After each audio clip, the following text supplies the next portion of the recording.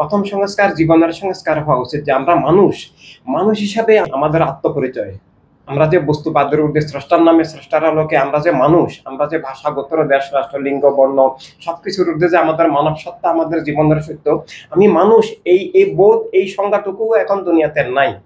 তো আমি মানুষ, এটা বোঝা, মানুষ বোঝার সাথে সাথে আমার মানবিক গুণাবলী, মানবিক বৈশিষ্ট্য, মানবিক চরিত্র, আমার মানবিক যে এই বিষয়গুলো থাকা প্রয়োজন। আমি নিজের অধিকারের সাথে সাথে অন্য সব মানুষের অধিকার স্বীকার করতে হবে।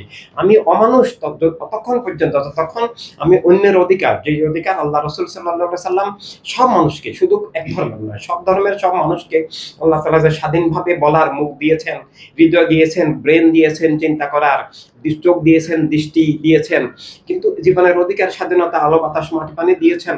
আল্লাহ সব মানুষকে জীবনের একটা মালিকানা দিয়েছেন, রাষ্ট্রের মালিকানা দিয়েছেন, বিশ্বের মালিকানা দিয়েছেন, বিশ্ব নাগরিকত্ব দিয়েছেন, বিশ্বের সম্পদের উপর মালিকানা দিয়েছেন, যেটা ইসলামের পরিভাষায় বা জীবন মানবতার ভাষায় মানে খেলাফত ইনসানিয়াত বলা হয়। কিন্তু সেটা নাই, জীবনের সংজ্ঞাই নাই।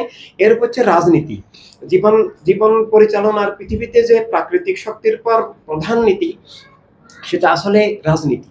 সেটা রাজনীতিটা জীবননীতি হিসাবে থাকতে হয়। কিন্তু এখন পৃথিবীতে যে রাজনীতি আছে, প্রথম সংস্কার করতে হবে সেটা। কারণ রাজনীতি জীবন জগৎকে নিয়ন্ত্রণ করে এবং রাজনীতির মধ্যে দিয়ে রাষ্ট্র হয়।